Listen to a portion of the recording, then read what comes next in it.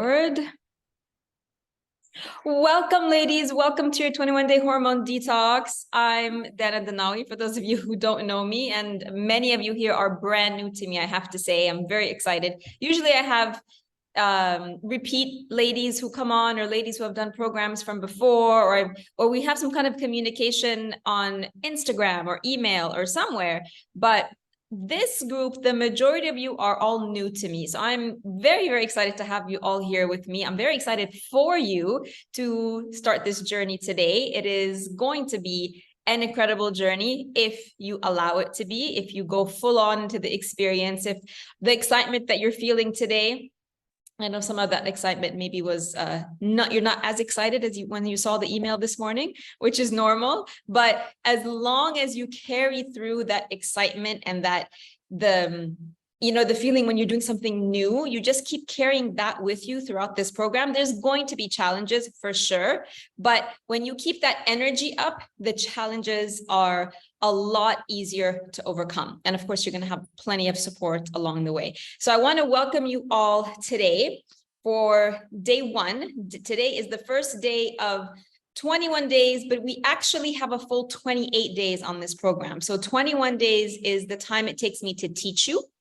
in this program, but then we have a bonus week at the end for you to ask any questions, for you to repeat, for you to go back and read material you might not have read the first time or might not have comprehended the first time, because this is a process. So I want you all to feel like this is your safe space. I want you all to feel like this is where you're going to come in every day, whether in the Zoom sessions or inside our group. And this is where you're going to feel like this is where you can just be you. This is where you can just ask any question that you have. This is where you're going to feel supported and guided. As women, we do this for everybody else in our lives. Everybody. We support everybody. We take care of everybody. Inside this group, it's your chance to sit back and, for a change, be taken care of. Be supported. Come in here to ask me all your questions, to vent all your frustrations.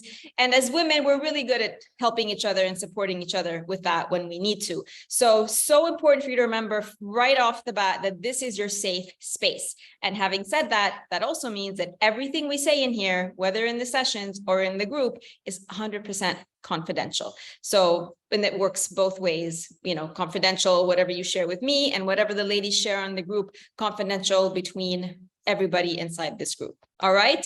So I want to tell you why this program is so important. I know many of you have come in here for different reasons: aches, pains, autoimmune, just not feeling like yourself, health issues, weight, stubborn weight. Like there's many different reasons.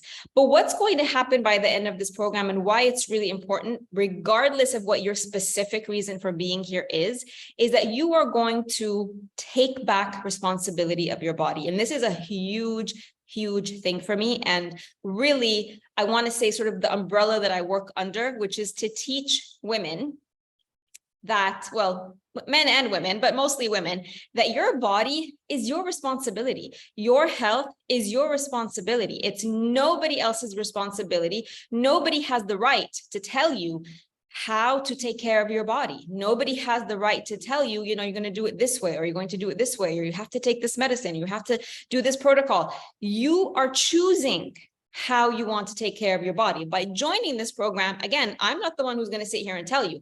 I'm going to guide you. You are choosing to take care of yourself in this way. So continuously remind yourself of that you are, self-autonomy and medical autonomy is incredibly important. And it's something, unfortunately, in the past few years that people just have, for whatever reason, have forgotten. You're the one responsible for the body, what you put in it.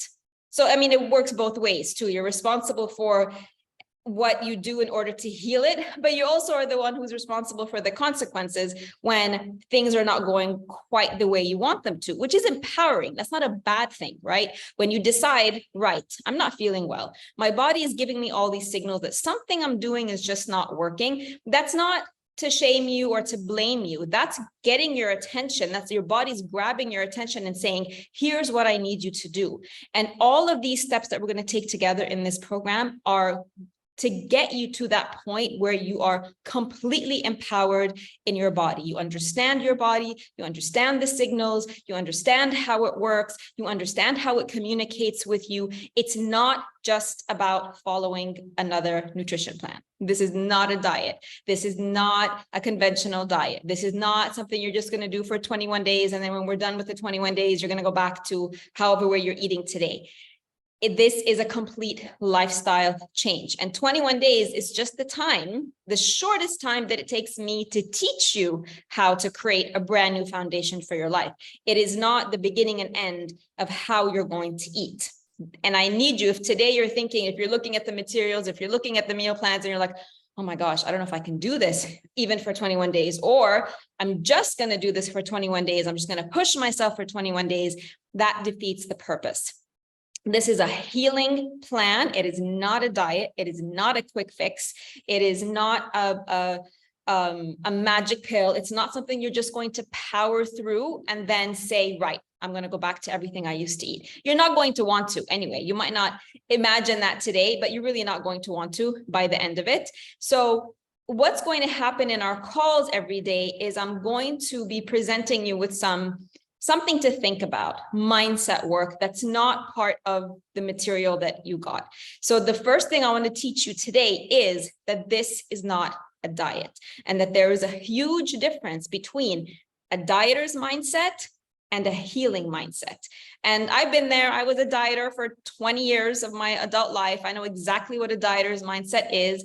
And I'm going to catch you all as we go through this process if I feel like you're reverting back to your dieter's mindset. So a dieter's mindset, like I said, is going to think that, oh, it's just 21 days. I'll just do it for 21 days and then I'm done. So a dieter's mindset has a deadline, has a start sort of and a finish. I'm just going to do it for this time frame, and then I'm done. A dieter's mindset fears scarcity, right? A dieter's mindset worries that it's not going to get to eat something or it's not going to get to have something, because diet mentality and diet culture has basically programmed us that when you're on a diet, you're in deprivation mode, you're in starvation mode, you're taking something away from you that brings you pleasure. And then what's the result? And here's the biggest difference between a diet and a healing. A diet, the only result and the only reason people go on a diet is just to change the number on the scale. That's it. That's your only goal. Like, I want to get on the scale today and it needs to be less than it was yesterday. I'm going to get on the scale tomorrow and it needs to be less than it was today. A healing journey, the number on the scale is kind of like the last thing we look at. We look at empowering the body. We look at freeing the body from pain. We look at freeing the body from misinformation. We look at freeing the body from cravings, right? With a diet, your cravings are just like right under the surface, like they're just waiting to burst out at the first opportunity. When you heal yourself, you don't just heal the pain and your symptoms and your hormonal imbalances, you heal your cravings and you heal your emotional self. So it's a completely different process. So I'm going to invite you today, if at any level you're thinking of this as a diet, and many of you might be, and it's fine. It's fine. I was there, everybody's there. I want you to start reminding yourself that this is a lifelong journey. I'm teaching you for 21 days, but the process is for life. The process is there for you to come back to and to tweak and to understand and to grow with you. Your body's not static. Your body's changing. And as women, our body can change, as you know, during the month many, many times, and it can change during the day many, many times. So open yourself up. Open yourself up to an experience. Diets are restrictive and constrictive, and they just kind of have you in this like box until it's finished. When you're healing, you're opening yourself up. You're opening yourself up to the possibility of being pain-free, to the possibility of never having to give in to a craving again, to the possibility of being without medication, right? You are literally opening yourself up to a world of freedom. That's what healing does for you. All right, ladies. So whatever emotions you're feeling today, mixed emotions, you were excited, really excited, and then you got the email today, you're like, oh my gosh, what did I get myself into? Mixed feelings, overwhelmed, excited, afraid, worried, anxious, all of those are perfectly normal today. And I'm going to walk you through during our Zoom sessions on a daily basis, how to figure out your emotions and your thoughts and how to have them work for you instead of hold you back. But for today, accept that every single feeling you're feeling today is 100% the right thing for you to be feeling today. There's no right or wrong when it comes to our emotions. So if you're overwhelmed, that's okay. If you're scared, that's okay. If you're still excited and not overwhelmed and not scared, that's also great. But if you are, like I said, this is your safe space to come in here and express it and share it so that I can guide you through that. Because even though there's no such thing as a bad emotion and no such thing as a negative emotion, if an emotion is not serving you, so if you continue to stay in overwhelm for the next 3 weeks, you're not going to get the best results if you continue to stay overwhelmed, or if you continue to stay worried, or if you continue to stay anxious. For today, it's okay. And like I said, I'm going to walk you through every day how to overcome those feelings that might not be serving you. But I want you to acknowledge that today. Come into the group. If you haven't introduced yourself yet in the group, each one of you got a little welcome post. If you haven't introduced yourself, please go and do that, because I need to go read through those so I can get to know you a little bit better, and share with us how you're feeling today after reading the emails. I'm excited, I'm worried, I'm anxious. Let your feelings surface, acknowledge your feelings. They're all valid because they're all part of the process, because healing is not just about the physical. Again, big difference now between healing and dieting. The dieting is just right. Let's just lose weight. Doesn't take into account your feelings, doesn't take into account your emotions, doesn't take into account the way your brain functions. And we're going to talk about how the brain functions. Doesn't take into account that you had a bad day today, or you're might have a bad week next week, right? And all of that goes into healing. We can't separate the mind and the emotions from the body. So acknowledge where you are today. Come in and introduce yourself in the group if you haven't already, so I can get to know you. And for today, I want to go through just basic housekeeping so we can just make sure we're all understanding the process. You should have gotten an email this morning. You're going to get an email every single day of this program. Every single day, even on the weekends. And these emails are really important because they remind you what day of the program you're on. They remind you what page you're supposed to be reading in your detox guide. They remind you of the Zoom session that we're having that day. And they also give you a replay of the session you might have missed the day before, plus some other, little bits and pieces of information. So get yourself into the habit every morning and I send them out pretty early, 5 a.m., I believe, Cairo time. Get yourself in the habit of first thing in the morning, when you are, done with your routine, or you want to do this before your kids wake up, or you want to do this before you get into work, have a set time for reading the daily email so that it grounds you and you understand where you are in the process. In the email that you got today, you had your main documents. And that's why I said, save this email. You have your detox guide, you have the eating schedule, you have the clean eating guide, you have a hybrid cleanse, and you have a food diary. Your detox guide is it's like the textbook, the encyclopedia for this process. From beginning to end, I explain in a lot of detail exactly what we're doing and how we're doing it and when we're doing it. So this is like your quick reference, so to speak. If you are not understanding which part of the plan we're on or why we're doing something, all of that is in the detox guide. It's lengthy. I think it's about 57 or something pages, but I break it down for you. And in every day's email, I'll tell you which pages you are focused on. I would recommend giving yourself maybe half an hour today, 45 minutes, to read through the whole thing, so you have a general idea. And then every single day when I tell you to focus on, pages 3 to 8, pages 10 to 16, whatever it is, you focus on those pages only. So you have that, the detox guide, and then you have your eating schedule, which is basically, as the name implies, literally tells you you're going to eat on day 5. Here's what you're eating on breakfast. Here's what you're having for snack. Here's what you're having for lunch. Here's what you're having for dinner. And then underneath each one of those, it also gives you the recipe for easy reference. The hybrid cleanse, you don't need that now at all. Put it aside. Don't confuse yourself. And then the food diary is something you're going to start also to keep track of how you're feeling with each meal. Inside your detox guide and inside the eating schedule, you have how the process is going. These first 4 days, so today's Sunday, from Sunday to Wednesday, we're not following any eating plans. So don't panic. You're not making anything today. You're not making anything for tomorrow. The first 4 days are simply the time that you need, that we all need, to prepare. So you look at the grocery list, you look at the shopping list, you look at the meals, and you decide, right, here's what I'm shopping. You look at where you're going to shop from. I highly recommend, if you're not already in this habit, save yourself a lot of time and start to shop online.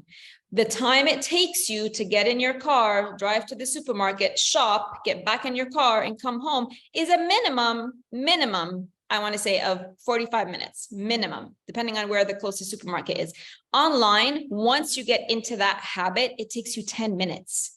Saves you time, it saves you energy that you can be using elsewhere. So decide in these 4 days where you're going to shop from, look at the shopping list, start to prepare your kitchen, clean out your kitchen from all the things that we're not going to be eating. I know you all have families, so maybe keep their stuff or the things they're going to eat in like one section of the fridge or one section of the kitchen, and prioritize your food, give your fruits and vegetables front and center in your refrigerator.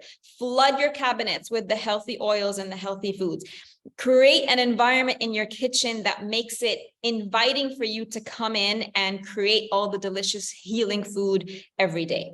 So these first 4 days, don't worry about following a meal plan.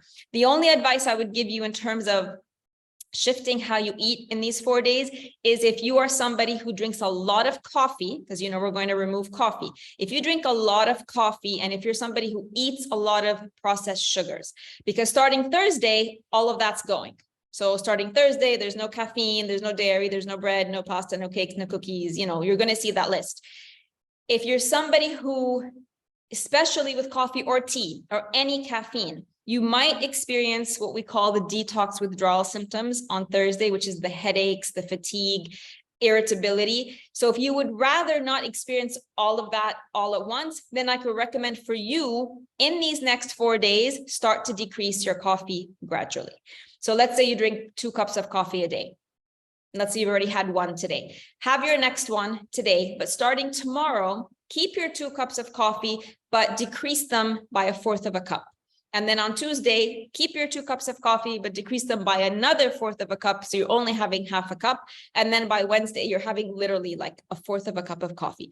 You could just not do that and just wake up on Thursday and do it cold turkey. That works best for you. But I'm just saying, if there is something that you do in terms of food these next 4 days, is getting off the really, really addictive foods if you're worried about having stronger reactions on Thursday. And I'm going to talk about that closer to Thursday. So that's all you need to do for the next 4 days. Read your material, understand the process, start to prepare your kitchen, clear out your kitchen, grocery shop, come into the group, introduce yourself, and ask all of your questions. We have the 4 days to prepare, not just physically in your kitchen, but to prepare yourself emotionally and mentally for the process that's going to happen. And that means asking a lot of questions, which is fine. That's what I'm here for. I'm here for you to ask all the questions. You do have a section in your detox guide at the end, which is a frequently asked questions section. Read through that. If you don't find the answer to your question, then come into the group and ask me.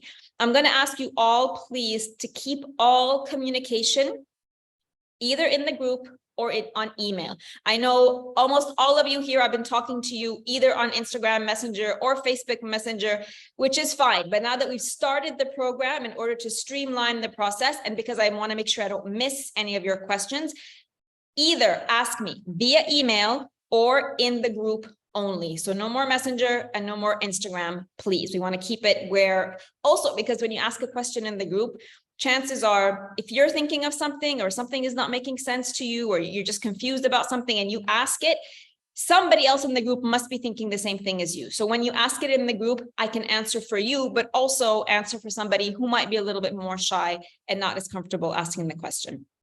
Having said that, if you are shy, I need you to be visible. I can help you the best way that I can when I know you. So if you are sort of shy and you kind of stay in the back and you don't really post on the group and you don't really show up, I can't help you as much as somebody who comes in every single day and asks me a question and shares what she's doing and here's what happened to me today and here's my question for today. If she's on top of it, then I can stay on top of it and she's going to get the best results. So I want you all to do that. I'm inviting you all to do that. I know how this process goes. It needs a lot of support. And this is why you need somebody to guide you through the process. But if you're not visible to me, I can't help you. So if you're really, really shy and it's really hard for you to show up in the group, then please email me privately, but don't just disappear. If you feel like, oh my God, I can't do this, and you feel at any level embarrassed, like you realized after you look through stuff that this is no way I'm going to be able to do this, reach out to me. That is a very valid emotion. That's a very valid experience. And you don't want that to get in your way though, right? And as a coach, I know how to help you through that. So don't be shy. Don't be embarrassed. There isn't a single question that I can't help you with. There's some. Every once in a while I get something I don't know, but there's nothing that I consider silly or stupid or, oh my God, I'm going to roll my eyes at you. None of that. This is a safe space where there's no judgment. And in order for you to get the best experience, you need to come in with like your end of the deal, right? I'm here, I'm available, I'm going to be here every single day. Make yourself visible to me so that you can get the best results that you can. All right, ladies. Let me see if there's anything else I want to share before I open up for questions. No, go ahead. If you have a question, raise your hand and I will call on you, please. Basant, go ahead. Hi, Dana. Hello. Can we have decaf coffee, or it sounds it's the same as coffee? No caffeine and no decaf versions of caffeine. So no decaf coffee and no decaf tea. The decaffeination process, the way that they create decaffeinated beans or decaffeinated tea, that process is a toxic process. So you might have removed the caffeine, but you end up with toxins of a different kind. So no. Sally, go ahead. Hi, Dana. Hello. I'm so excited to start with you. Yay. Yeah, I was just asking about the green tea. I'm already take like many times a day as I think it's a detox or something good. So it will be off as well, the green tea? Yes, green tea is also full of caffeine. So caffeine is green tea, coffee, regular tea, matcha. Those are the biggest ones that everybody drinks. Those are the biggest sources of caffeine. Yeah. So it's a myth that it's good, huh? It's not that it's not good for you, but it has some antioxidant properties, but it is also full of caffeine. So you are taking caffeine. And if when we're done with this program, just like, let me just give you a little heads up. When we're done with this program and you feel like you want to reintroduce caffeine, you can. And I want you to, because that's part of the process. So when you do, nobody needs more than 1 cup of caffeine a day, whatever source you take it in, whether it's coffee, tea, matcha, or green tea, in all cases, right? So the thing with caffeine is the intensity, because some kinds of caffeine, like espresso, for example, is a lot more intense than just like American coffee. So it's the intensity, it's the timing of when you consume your caffeine, and it's the frequency. But we'll get into that. So there's so many nuances, and you're going to see when it comes to food. It's not all like black and white, like coffee is horrible and tea is horrible and you're never going to have it again. The way that we have been consuming food generally has led us to where we are now in our health. All of you, wherever you are now in your health is a cumulative effect, right? Something that you've been doing every single day, every single meal, every single week, every single month for years on years on years on end. So our bodies are really resilient. When they start to show us signs of breaking down, it's not because of something you did last week or something you did last month. I want you to think of your habits from years ago, right? Years ago. I mean, we know that any adult set illness or condition or weakness actually has its roots in childhood. That's how far back it goes, which is, it's a bit scary, but it's also a testament to how resilient our bodies are, right? That everything we've been doing for 40, 50 years and maybe more is only starting to show now. So it is about the little things that you do frequently and not about the things you do every once in a while that really affect your health. All right. Thank you so much. You're welcome. I'm just going to call you in the order that I see it. Dina Laeni. Yes, hi Dana, how are you? I'm at work, but I thought I needed to join the first session, so I'm on and off. I wanted to ask about the other herbal drinks like rooibos, serli, and parsley. Do you consider this as packed food and we should not use it, or is this okay? So I'm so happy that you're joining us from work and you're making this a priority. I'm going to talk about that at the end. Here's the thing. Herbal drinks. So let's say you're drinking nana, right? Peppermint, chamomile, kamoon, like all of these like natural herbs anyway that have been turned into a tea. Those are fine. You can drink those. Those don't have any caffeine and you can drink those. I would not recommend though the things that are like celery and these other sort of plants that have been turned into a tea. For one thing, you're going to drink fresh celery in this plant, right? And there's no way that you can compare the fresh celery that we're going to be drinking with the dried one. So keep all of these Yes, I dried, got it. like parsley, like celery, keep all of those out because we're going to get those fresh anyway. But the things that, Okay. you know, and even something like mint or chamomile, you have dried and fresh versions also, right? But that's okay. Like we're used to drinking peppermint tea, chamomile tea. So let's keep the Yeah. other ones Yeah. fresh. All right. Okay. Yeah, sure. Thank you, Dana. You're welcome. Amy, go ahead. Hi, Dana. I'm also at the office. I just have two questions. Go ahead. So the first one is regarding sugar. Mhm. Stevia, monk fruit, is this something that we can add? Mhm. The second question would be matcha. Is this something that we can also drink, like a substitute for the coffee? Okay, so no to matcha because matcha is also caffeine. So no source of caffeine whatsoever. For the sugar, if your stevia is liquid form, then that would be okay. The powdered form is more processed. I don't recommend it. And monk fruit is also okay. But I always say like the absolute best natural sweetener, because it also has healing benefits, right? Is raw honey. So nothing can beat raw honey. Like it's okay to have monk fruit, it's okay to have stevia, but they're not also going to have the anti-inflammatory, the antihistaminic, the antibacterial, like they're not going to have the healing benefits that raw honey has. And one thing we try to do here is try to maximize, like anytime you're eating something, you want to maximize the healing powers of whatever it is you're eating. So if you're going to use a sugar substitute, then why not also make it a substitute that can also heal you on another level? Thank you. You're welcome. Dina Zaket. Is that how I pronounce your last name? Yeah, it's Dina Zaki, which is intelligence in Arabic. All right, go ahead. So I have two questions, which is, I know it's not the time for it because it's about after the program, but I wanted to know. So the first one was regarding what if we messed up any day, anytime, during the program or after the program, what will happen? Would it just reverse everything we did, or what will happen? This is the first question.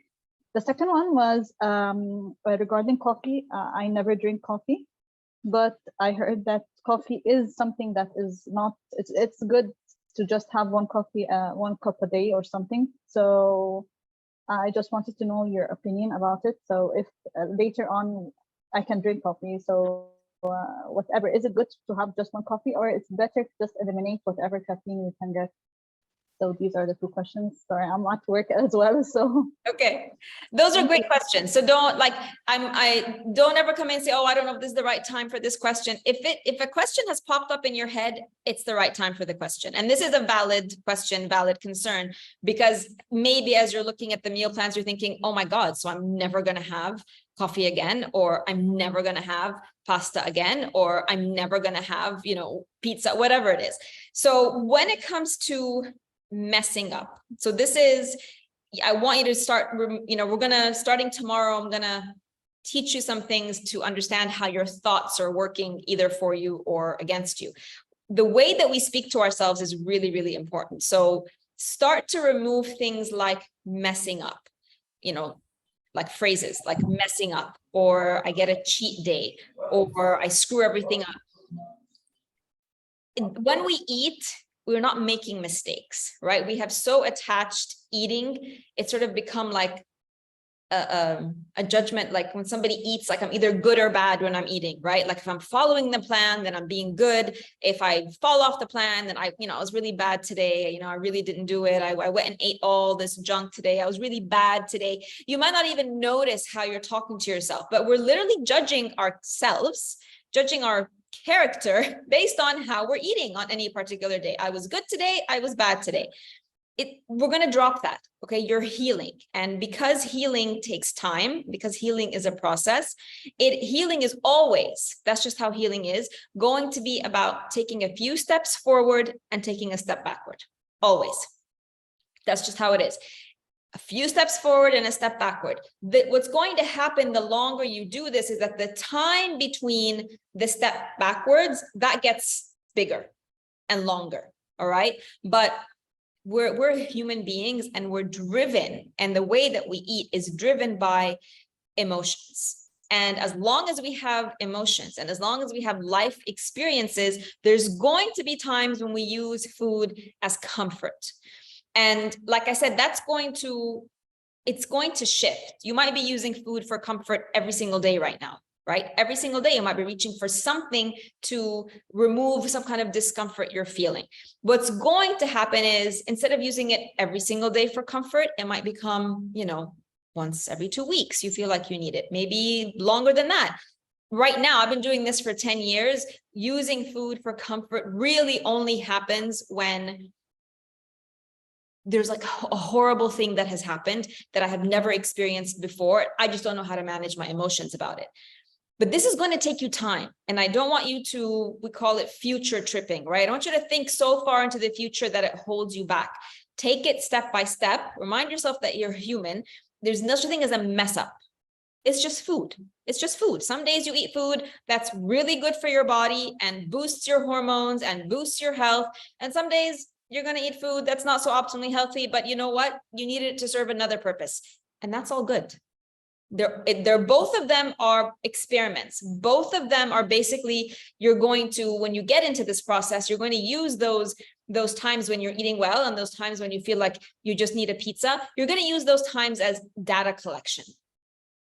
What was it that kept me feeling really good and motivated to eat well? And then what was it that made me choose to have a pizza today? Because remember, you're always choosing.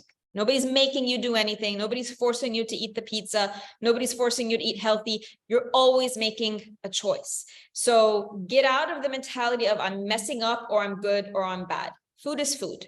That's it. It's not an assessment of your character, and you're not committing a sin. Like a lot of women will come to me and say, then I have to confess something to you. I had a burger last night.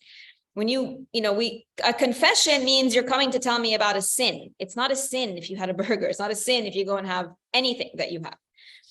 With regards to coffee, you're going to find every single kind of research online that's going to tell you that coffee is amazing and it's amazing for you and you need to drink coffee. And you're also going to find research that says the opposite. So what I want you to start thinking about, I know I'm asking you to think about a lot of things today, but when you're looking at advice or you're looking at research in general about anything, drink coffee, don't drink coffee, sugar, fruits are bad, fruits are great. You want to see who is funding the research. This is key because unfortunately, all the research, the bulk of the research out there is funded by the food industry that wants you to eat the food that they're making. So if you find an article that tells you coffee is amazing and you should be drinking 1 cup of coffee a day, I want you to do a little digging. And this is part of how you become empowered, right? And taking responsibility for your health and not just accepting what anybody tells you. So not even, when I say something and you question it, go and research and come back to me with questions. So when you hear that, I want you to go and look who funded the study or who is the article written by. And that tells you a lot, because if it's funded by somebody in the coffee industry, or if it's funded by a coffee company, they're paying this scientist to say what they want them to say. How reliable is that? you want to look at research that is independently researched, like no big company is funding it. When it comes to coffee, we know that in general, if you're having 1 cup of coffee and your body is showing no symptoms, right? So you're sleeping really well. You don't wake up in the middle of the night. You don't have night sweats. You don't have period pains. Your hair isn't falling out. Your skin is glowing. You go to the bathroom every single day, 2 or 3 times a day. You don't have an autoimmune. You don't have, blood sugar issues. Like you have nothing, and you're drinking 1 cup of coffee a day and you have been all your life, then it's pretty safe to say that coffee is working for you. It's not a problem. But if you are drinking 1 cup of coffee a day and you're not sleeping at night and you have night sweats and you have painful periods, heavy periods, fibroids, a thyroid condition, skin issues, blood sugar dysregulation, then we have to look. We have to investigate. Then maybe coffee isn't working for you, right? And everybody's going to be a little bit different, because what caffeine, not just coffee, right? So what caffeine can do is it can shock and weaken your liver. And you're going to see in your detox guide, I talk a lot about your liver, because that's what we're doing. We're doing a deep detox of the liver. And it, like caffeine every single day, maybe twice a day. Some people, I had a lady who was drinking like 8 shots of espresso by noon, right? So that's very different than somebody who has 1 cup of coffee a day. So that's what I'm saying. Everybody's different. So what happens with caffeine is it shocks your liver. It weakens your liver. And then and it might not be that the caffeine is the actual problem, but when it shocks and weakens your liver, then your liver can't do its other functions, like filtering your estrogen, which is really important for women. If you are suffering from too much estrogen in your body, it's because your liver is not filtering it. And why is the liver not filtering it? It could be because you're drinking too much coffee and it's weakening the liver. So the body is this incredible, intricate, connected mechanism. So what will happen during this process? You're going to remove coffee for the 28 days. So the 21 days plus the bonus week. And then you're going to try it, whichever way that you have your coffee. Ideally, if you have it with milk, you're not going to have it with milk. If you have it with sugar, you're not going to have it with sugar. And I'm going to tell you when we get closer to the time, what's the best way if you want to reintroduce coffee, what's the best way to have it and when, because there's also a timing issue to make sure that we don't interfere with your body's cortisol production. So there's lots of things here that are going to come up and we're going to talk about, but there is no way to know unless you actually remove it, you completely remove it from your body. There's no way for you to know how your body's going to react to it till you remove it and then you reintroduce it. And you might be surprised that you don't even want to reintroduce it when we're done. So that's why when I say, don't future trip, like you don't know how you're going to feel in 28 days. Right now, you're freaked out about taking out your coffee and how am I going to live without coffee? When actually in 28 days, you might be like, what coffee? I don't need a coffee at all. I feel amazing. So let's just wait and allow yourself. When I say allow the process to happen, let's see what you're going to be feeling like at the end of it. All right. Okay, thanks. You're welcome. Nahla, go ahead. Hi, Dana. Hello. Good morning. I'm so excited really to start this with you. Good. I had done one before, Yep. and that's why I have a good experience with that. But sometimes you do it and then you leave it, and then you find that you have to do it again. Right. I have 2 questions for you as well. Go ahead. One question is, I'm taking every day in the morning olive oil with lemon. Okay. Can I continue that? No, because olive oil is a good fat, but it's a fat nonetheless. And olive oil for your liver, because we're talking about the liver here, consuming fat first thing in the morning weakens the liver. We can have it later in the day and we will, but not first thing in the morning. Okay, this is for that period, but after the 28 days. Always. Like what you're going to learn in this program, that generally the liver does not do well with fats grains, and proteins in the morning. They all weaken the liver. So those, we can have them starting 12, usually around 12 p.m. in terms of the body's natural cycle is the better time to start consuming fats and protein, but not first thing in the morning. Okay. What about night shadow plants? Have you heard about them? Of course I have. No, Yeah. yeah, you're worried about them. Yeah, usually in my first detox, we were not allowed to take Yeah. any of the night shadow plants, Yeah. especially if you have any autoimmune disease. Yeah. So this flare up the case. So are we going to take care of this here or what? No. So here's my own evolution, right? As a health coach, I was taught early on that, okay, for those of you who don't know, nightshade. So that's a group of vegetables, basically potatoes, eggplants, gosh, I don't even- Tomatoes, peppers. yeah, all the bell peppers, all of that. Yeah. Those are a group of vegetables that, especially when you have an autoimmune, you should avoid them because they may cause your autoimmune to flare up. So this is what I was actually taught 10 years ago. But over the years, and as I've learned from more than one teacher, more than one holistic practitioner, this in the past, I want to say 5 years, this is sort of it shifted. Like that's not the understanding anymore. Because it's not, those are not the things that create the autoimmune, right? You don't get an autoimmune from eating potatoes and bell peppers and eggplants, right? We know the autoimmune has either roots in some kind of viral infection or some kind of response to the inflammatory foods. So this, thankfully, because it actually didn't make a lot of sense. Sometimes you just Exactly. Yeah, it didn't make a lot of sense. Like, why an eggplant? Like, why a potato? So no, there isn't any single fruit or vegetable that is off limits at all in life in general, in this program or outside of this program. And the same goes for sugar and diabetes, right? So people worry about bananas and grapes and watermelons and dates and things like that. No, all of this is, but this has been the case for a very long time.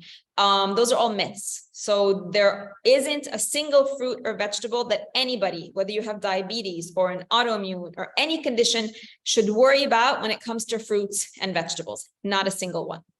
Every single fruit and vegetable is there for us to consume. Fruits and vegetables are the healing foods. So don't keep anything out. We're going to follow a specific healing protocol in the plan where you eat only specific fruits and vegetables because they sort of boost the liver in a specific way. But in general, there is no fruit and vegetable that you should not be eating. Eat them all. Okay. Thank you so much. You're welcome. Sarah. Hi, Dana. How are you? Oh, I'm good. How are you?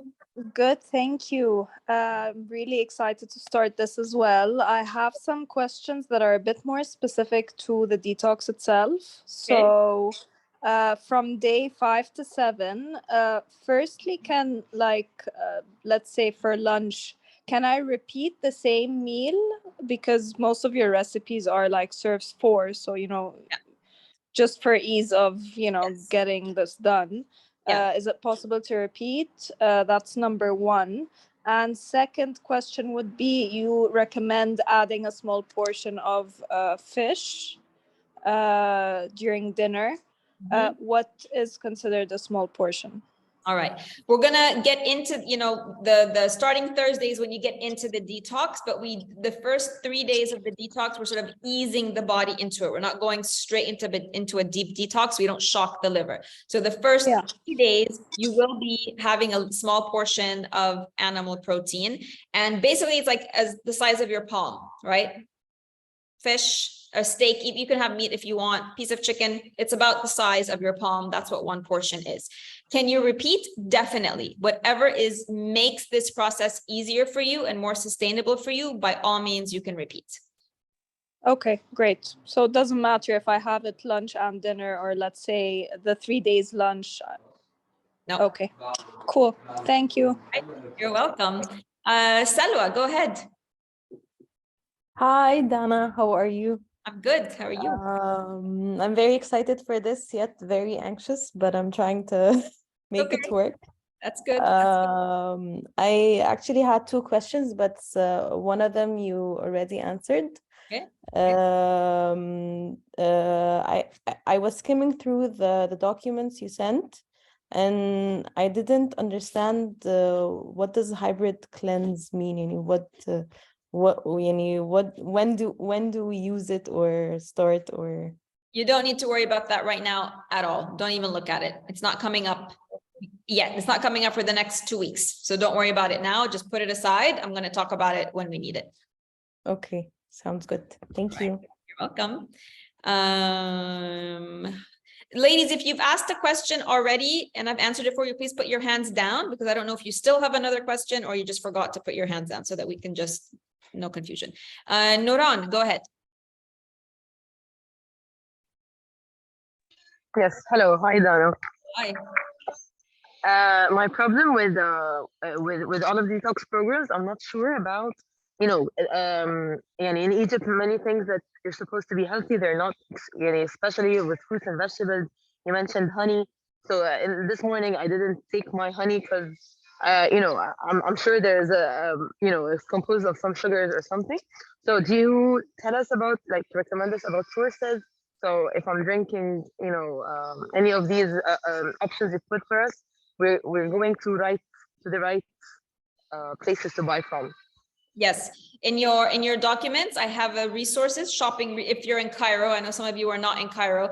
If you are in Cairo, I do have a document that's shopping resources for those of you in Cairo, and those are the ones that because here's the thing about produce in Egypt, it's never going to be the way that you would find, let's say, organic fruits and vegetables abroad. We don't have 100% organic in Egypt. We have different variations. So maybe it's like chemical free or not sprayed with something, maybe sprayed with something else. So the ones that I've recommended are the ones that are the best that you can get in what's available to us in our market. Okay, that's great. Thank you. And would you recommend? Would you put tea, tea? I realize شاي بلبن, tea with milk all the time. So would that be more is it like coffee, or it's a little bit less? No, just like coffee, it's caffeine, so no tea. Okay. Yes. All right. Thank you. You're welcome. Lubna. Yeah, hi. I have a question. From what I'm understanding from what you said, so the glycemic index is also a myth, because you say we can eat everything. Yes. Yes. It is, huh? It is. This is a shocker. This is a shocker. Yeah, because I noticed you have dates almost on a daily basis. Yes. And then later on during the diet, you're introducing potatoes and sweet potatoes, and carrots. Yes. Okay. The second question is, I'm 64. I had a hysterectomy when I was 51 years old. So that was 13 years ago. So I had menopause, almost an overnight menopause. Right. So I'm not sure how my hormones fit in with the detox, how it's going to help me, but I'm willing to learn, and I'm sure I'm going to benefit one way or another. Definitely. I mean, if anybody eats the traditional way, which is bread, cheese, eggs, fool, tamaya, rice, pasta, or lots of protein. The flip side of that is people who do keto, right? Eat lots of eggs, lots of meat, lots of cheese, lots of dairy, yogurt. If anybody eats that way, and most people do, then their livers are overloaded. And it might not, if you're already in menopause, it might not be showing up for you as a specifically hormonal symptom like period pains or night sweats or something like that. But what's going to happen, overloaded liver can lead to then fatty liver, it can lead to heart disease, it can lead to diabetes, it can lead to high blood pressure, it can lead to cancer, it can lead to Alzheimer's. So when so in terms of just the language of this program, it's right, we're looking at balancing your hormones, but what you're actually doing is detoxing the liver, balancing the liver. You're going to balance all your hormones in the process, but you're also going to prevent yourself God willing, from all these other issues that you might not see related to your hormones. That's great. Thank you so much. You're welcome. And I noticed also that like the first 3 days, we're allowed a small portion of animal protein, and then no protein after that, no animal protein, right? So we're going vegetarian all the way. You're right? going vegan, so one step Vegan, further. yeah. So we're gonna go vegan for 6 days, fully vegan for 6 days. And then when we get to that, we'll talk about how you're gonna move on from that. But yes, for 6 days, fully vegan. Thank you And so this much. is Thank not, you're welcome. And this is not because animal protein is good or bad for you, right? This is because, and the intention is not to turn everybody vegan, right? It's because the way that we've been over consuming, again, animal protein, and because of the way that the animals themselves are fed and in the factories and everything, we have ended up basically having to deal with the consequences of that. So part of giving the liver a break is removing animal protein, because it's one of the hardest things for our bodies to digest. So we need to give it a break. You need to see how you feel without it, and then you take the next step, which is maybe I'm going to do another 6 days without it. Everybody's going to get to make that decision for themselves. Or maybe, you know what, I think I want to return it and let me see how my body reacts. So it is all about, and I say it's like, it's experimentation, but we have to start, excuse me, we have to start sort of at the same baseline. Everybody has to remove everything, start at the same baseline, and then out of obviously the list of inflammatory foods like wheat, dairy, like that list, nobody needs to introduce that anytime. Like there's no benefit from that. Those are the foods that create disease. But beyond that, like the animal protein that we remove after the 3 days, you can bring that back after the deep liver detox is finished and see how your body reacts. See how your body reacts. It might react differently to red meat than it does to fish, than it does to chicken. It might react differently to the timing of when you consume the animal protein. It might react differently to the frequency. So maybe you can have chicken twice a week and your body stays symptom-free. But if you start having chicken every single day, then you start to see some of your symptoms come back. So this is why it's a process where you are taking responsibility and you are becoming empowered in what your specific body needs. Every single one of you is going to come out of this with a slightly different, we call it blueprint for how you eat, slightly different blueprint than the other person.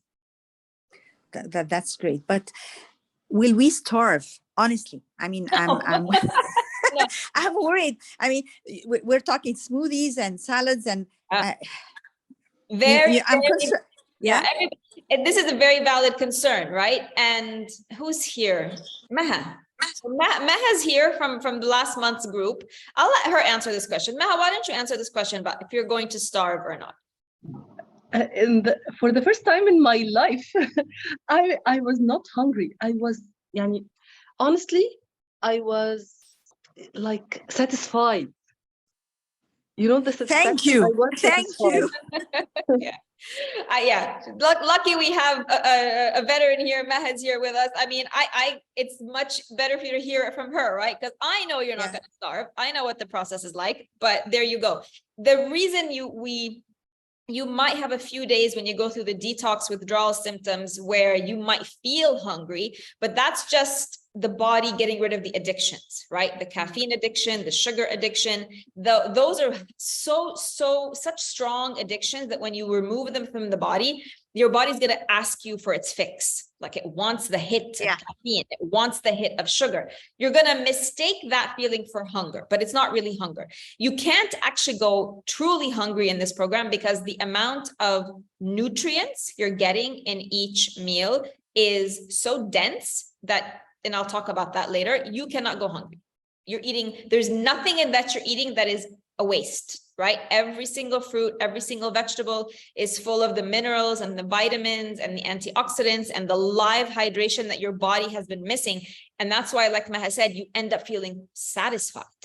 You're feeding your body very, very deeply on a cellular level inside. Once you pass those first few days of getting rid of your addictions, you feel satisfied. The cravings start to go away. Looking forward. Thank you so much, Habib. Wonderful.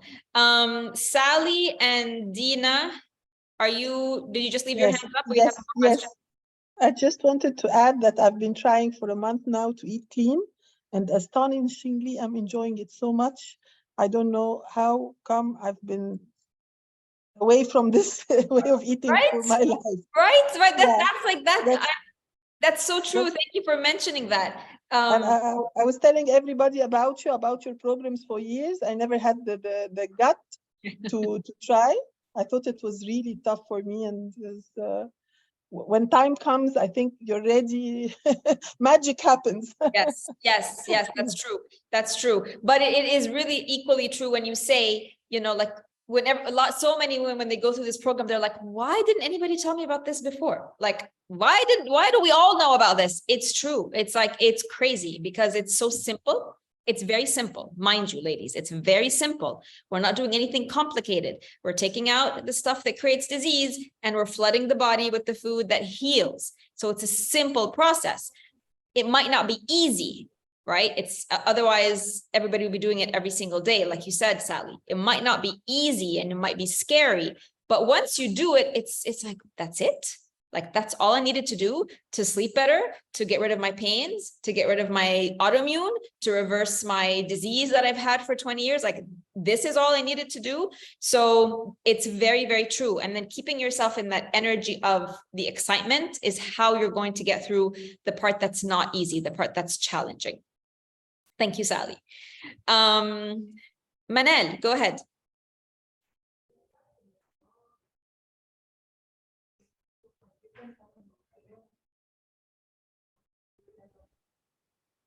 Manel, if you're speaking, please unmute yourself because we can't hear you. Yes, sorry. Hi, Dana. How are you? Hi, I'm good. How are you?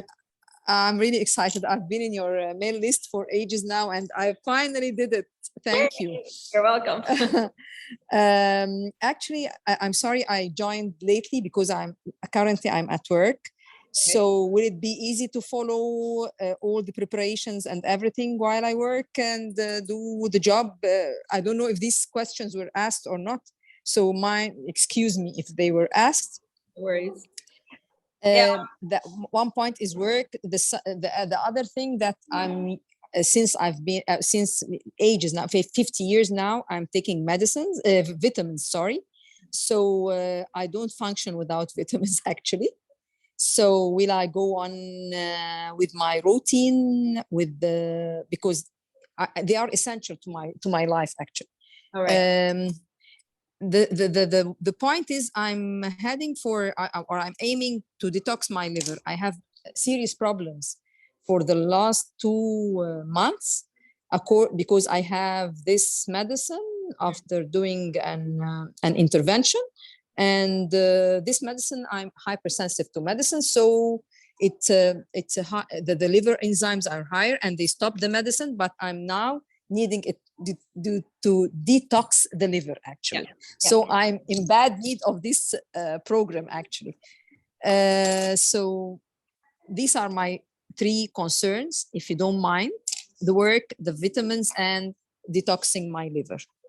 Okay, so for work, each one of you is going to have to figure out her own preparation schedule, right? Some of you who are busy at work, you might need to just spend a few hours once a week preparing. Like, it's when you see the plan, it's all just fruits and vegetables, washing and chopping fruits and vegetables. So it might be that you have to spend a few hours on the weekend, for example. I'm going to share some tips with you also on how to do it. It might be, if you're somebody who doesn't like to spend a lot of hours in the kitchen, maybe you're better just working it day by day. But each one of you is going to be different when it comes to that. I can give you the time-saving tips. I can share with you things that I've done that have worked, but ultimately each one of you has a different schedule. I know some women who wake up earlier in the morning to prep things and get things done. Some women who will stay up a little bit longer at night to do it. These are like the working ladies. So you're going to have to, again, kind of experiment until you get into the rhythm of it. So it's going to be a little bit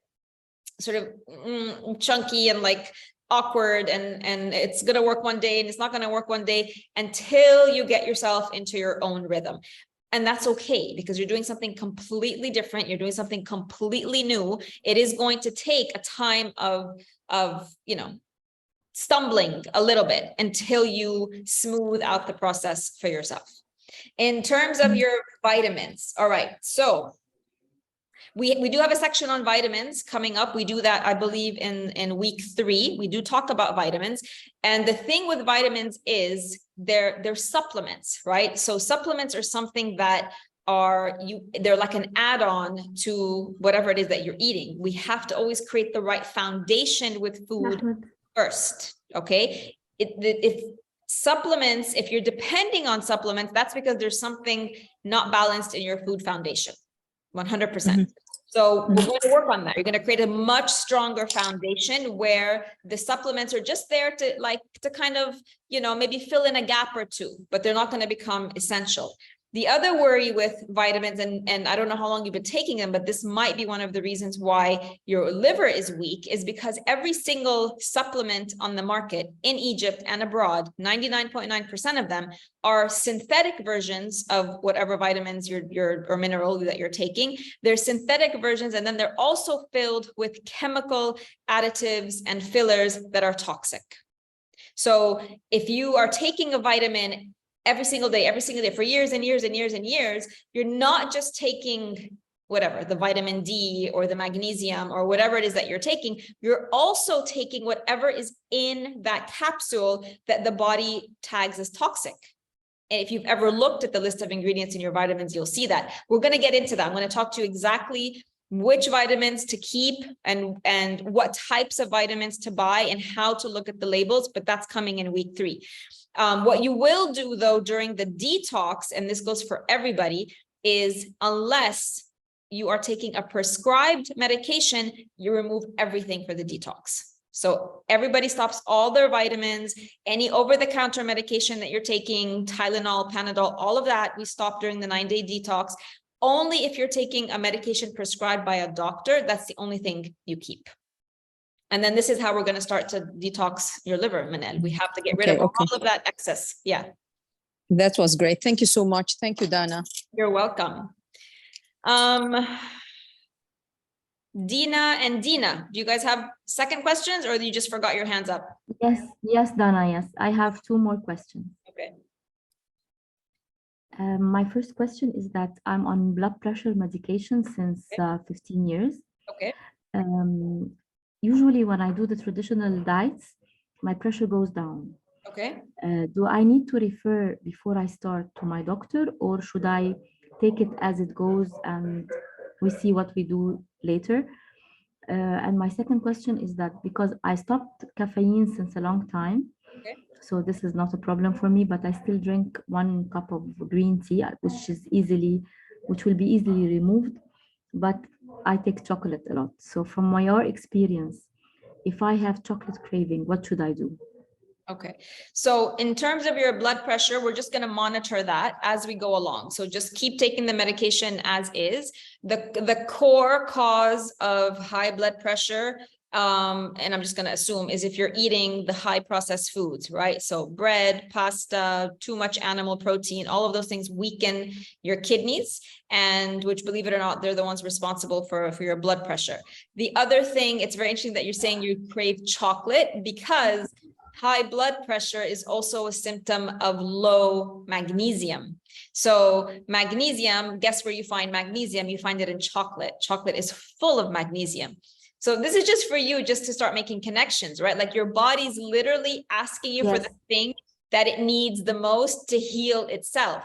So definitely with high blood pressure, I don't know if you're taking magnesium or not, but that's like the easy fix for high blood pressure. At some point, if you want to remove medication, you remove medication, you add the right dose of magnesium, high blood pressure is gone, given that you also remove the foods that cause the high blood pressure. But for now, you keep taking salt and salty food and the carbs, Yeah, you keep the medication as is, and we're, like I said, we're working on the foundation first. Let's create a brand new foundation for you and take it from there. And then you're going to see we are consuming a lot of magnesium-rich foods. So you might have an initial need for your chocolate because, again, it's still got sugar in it. It's still like your body's and your brain has made a connection between the chocolate and sort of getting your fix. You're going to get that craving. You are in the initial phase and this is going to happen to all of you when you get those cravings in the initial phase. This is probably the only part of the program where you have to power through, right? Like you're going to get the craving, you're going to go and occupy yourself, you're going to go and do something else. It's an addiction, and the only way to get through an addiction is to power through it. Like there's no other way. You have to just go straight through it. So when it happens, we're not going to give into it, right? So when it happens, you're not going to take a chocolate bar or anything, because then you've just refed the addiction, and then you have to start all over again the next day. So there is a time for the body to get rid of the addictions. It's 3 or 4 days, maybe 5 days for some people. Once you reach that phase, then it's easy and the addiction is gone, and you're not fighting it as much. Thank you, Dana. You're welcome. Dina, the other Dina.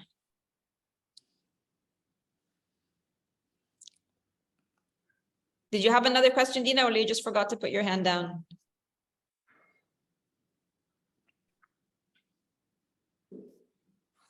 Okay. Lubna, did you have another question, or you forgot to put your hand down? Yes, I have another question. First, I love the part about the fatty liver, because actually my husband did some tests, and it showed that he had a fatty liver. So when we talked to the doctor, he said, don't worry, like 99% of Egyptians have a fatty liver. So Taran, what? Yeah. It doesn't make it okay. That doesn't make it okay. It doesn't make it okay. Of course, of course. Actually, I'm going to convince my husband to start the detox with me. The only problem is that he has to take his cappuccino in the morning. But anyway, I'll work on that. The second question I wanted to say to ask you is exercise, walking. Does this figure in the program at any point in time, or not at this point? No, I don't, because I'm not a fitness instructor, right? If you're somebody who already works out, continue to do whatever workout you've been doing. If you find in the first few days you're a little bit too tired and you can't work out, that's okay. Take a break, because the detox process takes energy from the body, and you want to allow the body to focus on healing. So it's all right to take a few days break, and then once your energy comes back, once you get over those first 3 days, then you can resume your workouts. If you're somebody who doesn't work out at all, I wouldn't recommend to start a brand new workout right now. But that walking doesn't fall into that category. Walking is a very natural movement for us. So even if you haven't started walking and you feel like you want to start walking, I would say walking is one of the things that, whether you work out or not, is something that you can do at any time. Even in the first few days, if you're feeling a little bit tired, you can take a 10-minute walk or 15-minute walk. That's fine. Okay, the last question, I hope. Water intake. I drink at least 1.5 to 2 liters of water every day. And that's very important for me. So like I incorporate that within the diet. That's fine. I mean, incorporate it, but you're going to find that you're going to get a lot of hydration. And this is something that people don't realize, that there's fruits and vegetables are hydration. You might not be as thirsty. Okay. So open yourself up. Like I know a lot of us do things and we're used to doing things. So when I say open yourself up, that does mean maybe letting go of some of the things that you're used to doing. But also just listen to your body. You're going to get so much hydration with each meal that you might find that your need for actual water decreases. And that's not a bad thing, because you're getting a different type of hydration from fruits and vegetables. If you still feel like you need all of that water, then that's fine. Then take it. It's not a matter of need. It's a matter of like, I make myself drink 1.5 okay, so let's not force ourselves to do anything anymore. Okay. Right? Okay. Listen to your body and see what your body's telling you. Thank you. I love this program already. Thank you so much. You're welcome. Who do we have? Salwa? Yes, I have another question. And I'm not sure if you answered it. But can I exchange any of the options that we have throughout the program? For example, the berry smoothie, can exchange it with any of the menu? For the berry smoothie, no. So like sometimes you might not find a specific ingredient, and then I might tell you replace this ingredient for that. But specifically the berry smoothie, you're going to keep that at least for the duration of this program, 28 days. Once we're done, then you can start to switch out for any of the other smoothie recipes that you have. But the berry smoothie specifically is part of the healing protocol. So no. Okay, so what about the lunch and the dinner and Lunch and dinner, where it, like the first 3 days where it says you have the flexibility to choose, you choose. Once we start the 6 days, no, you're going to follow the recipes of the 6 days. Exactly. So whenever you write choose from any of the lunch or dinner recipes in the clean eating recipe guide, I can choose whatever. Exactly. Right? Okay. Yeah. If I haven't written choose or like choose your own, then that's the only thing that you're going to have. Okay, sounds good. Thank you. Welcome. Minna. Hi Dana, hi everyone. I'm really excited to join the program finally. I have some question regarding the vitamins.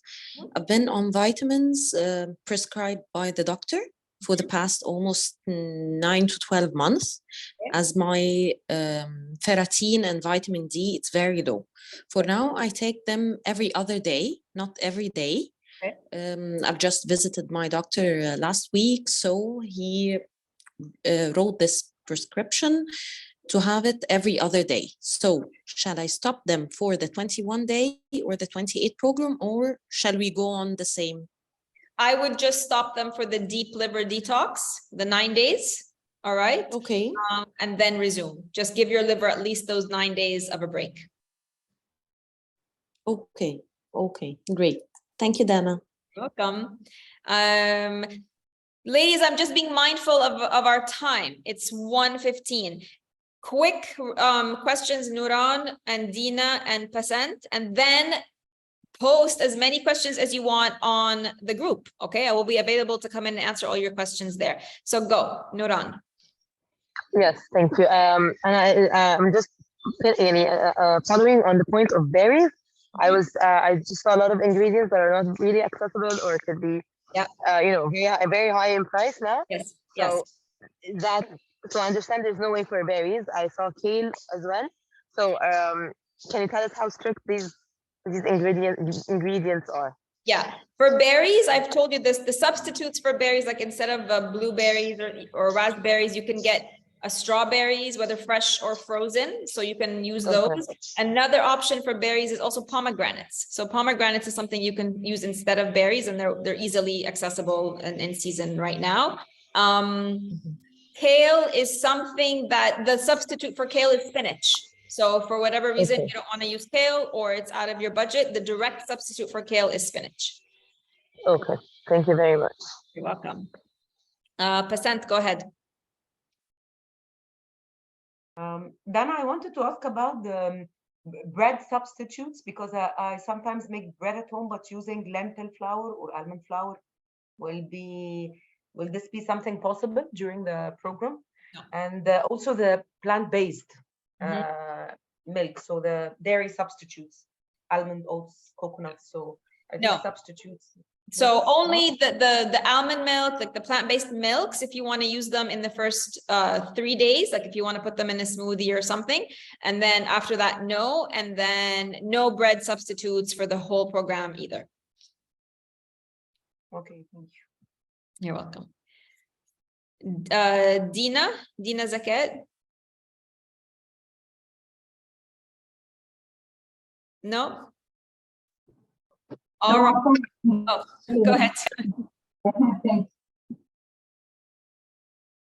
Okay.